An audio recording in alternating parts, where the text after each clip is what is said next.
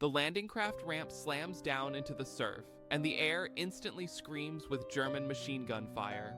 My men clutch their rifles, knuckles white with terror. But I am not holding a gun. As bullets chew up the sand around my boots, I draw my claymore, a basket-hilted broadsword. Its steel gleams amidst the smoke and chaos. An officer without a sword is improperly dressed for war, I always say. I step into the hail of lead, raise the blade high, and scream. They called me Mad Jack. Perhaps they were right. While other men spent the 1930s worrying about the rise of fascism or the economy, I was busy perfecting the art of silence. I represented Great Britain in the World Archery Championships in Oslo. I played the bagpipes until my neighbors threatened to evict me. I was bored by peace. Civility felt like a cage. So, when the Germans marched into Poland in 1939, I didn't feel fear. I felt relief. I famously said, "The country is in a bit of a jam," and I knew I was exactly the sort of man required to get us out of it. I rejoined the army, but I refused to fight like a modern soldier. Modern war is noisy, dirty, and impersonal. It lacks style. A rifle is a tool for a conscript, a sword is the weapon of a gentleman, and a longbow, that is the weapon of a hunter. In May 1940, the British Expeditionary Force was crumbling in France. We were retreating toward Dunkirk, beaten and demoralized. But I wasn't interested in retreating. I was interested in testing a theory.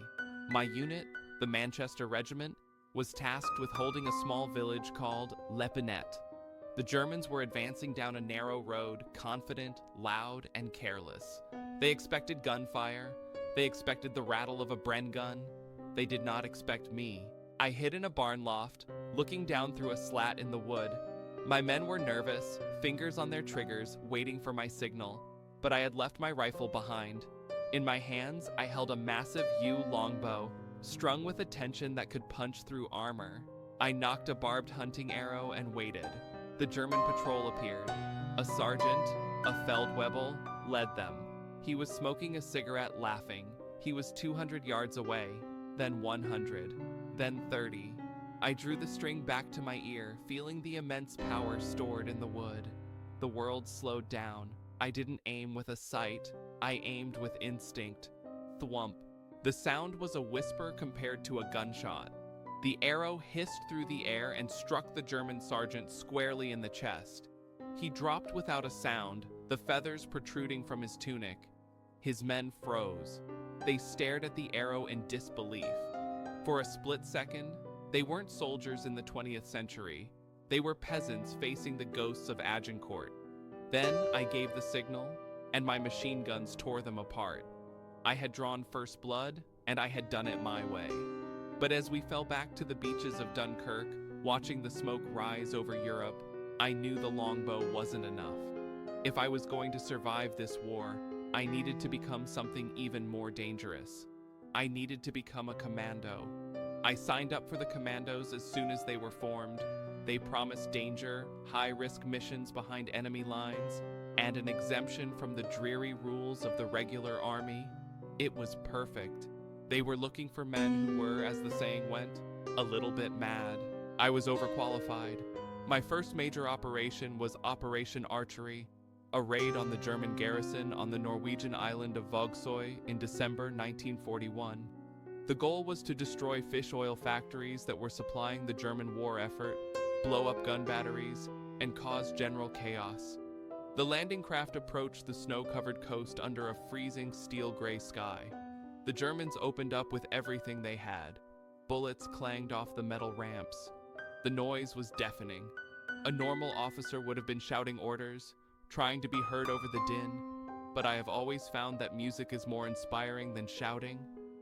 As the ramp dropped into the icy surf, I stepped out to the front. The Germans were firing from prepared positions, their machine guns sweeping the beach. I didn't raise a weapon, I raised my bagpipes. I began to play the March of the Cameron Men. The high, mournful skirl of the pipes cut right through the sound of gunfire. It was the sound of the Highlands, the sound of defiance. My men loved it. They surged forward, emboldened by the sheer absurdity of their leader walking into a firefight playing a musical instrument. The Germans, I think, were just confused. For a moment, the firing seemed to hesitate. Who brings bagpipes to a modern war?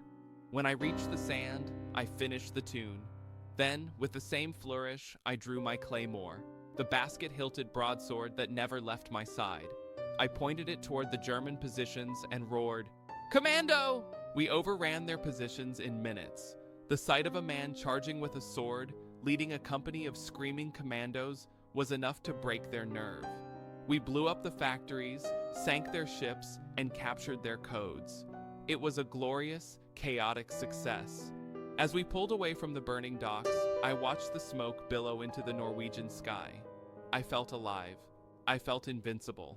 The Germans had guns, tanks, and planes, but they didn't have imagination, and they didn't have me. By 1943, we were taking the fight to Italy. I was sent to Salerno to help push the Germans back. The fighting was bitter, street by street, house by house. My unit, number 2 Commando, was tasked with capturing a village called Pigoletti under the cover of darkness. It was heavily defended by German mortars and machine gun posts. This time, I left the bagpipes behind. Silence was required.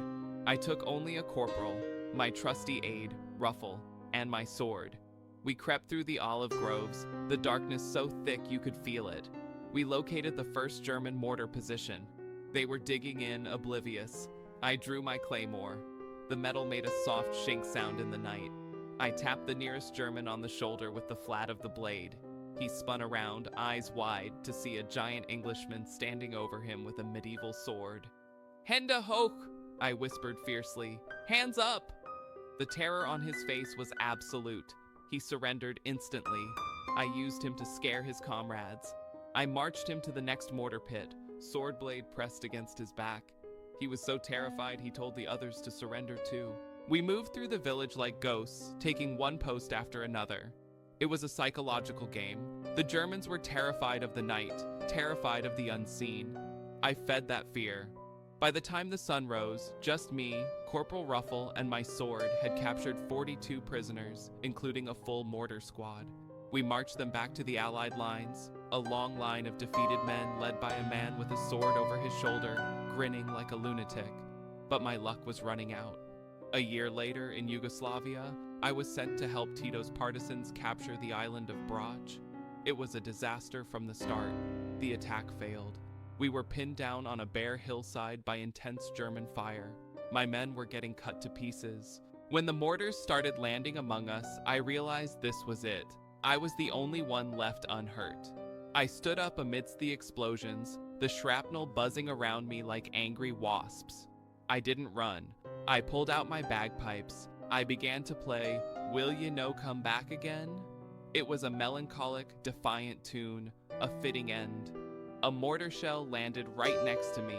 The blast knocked me cold. When I woke up, the music had stopped. The sword was gone, and I was staring down the barrel of a German Luger. The Germans thought they had caught a prize. Because of my name, they assumed I was a relative of Winston Churchill. I was thrown into Sachsenhausen concentration camp, a place of concrete and despair. But they made a mistake. They put me in a cell, but they didn't take away my spirit. I didn't wait for rescue. I tunneled out. I squeezed through a drain under the wire and walked for days toward the Baltic coast, hoping to steal a boat to Sweden. I was caught just miles from freedom, but I had tasted the air outside. They moved me to a prison in Tyrol, Austria, with other high-value prisoners. As the Third Reich collapsed, the SS guards were ordered to execute us. But in a strange twist of fate, a unit of regular German soldiers, appalled by the order, protected us. In the confusion, I saw my chance. I simply walked away. I walked 150 kilometers across the Alps to Italy. I had no map, no food, and a sprained ankle. I lived on vegetables I stole from gardens and cooked in a rusty tin can. When I finally flagged down an American armored column, they looked at me, a ragged scarecrow of a man claiming to be a British colonel, with total disbelief. But I was back. The war in Europe ended in May 1945. People were celebrating in the streets. I was not. I was frustrated.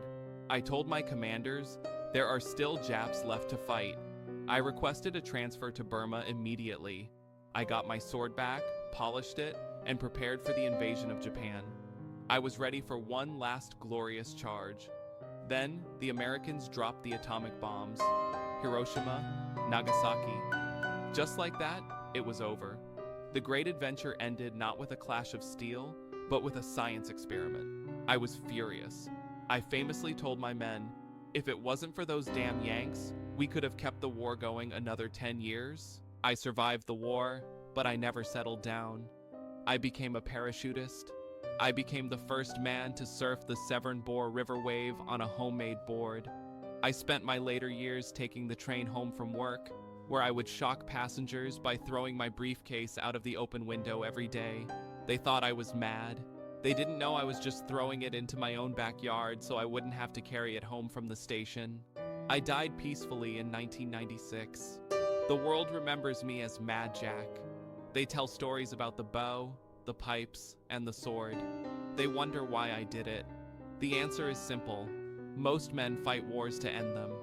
I fought because, for a brief, glorious moment, the world was wild enough to let me be myself.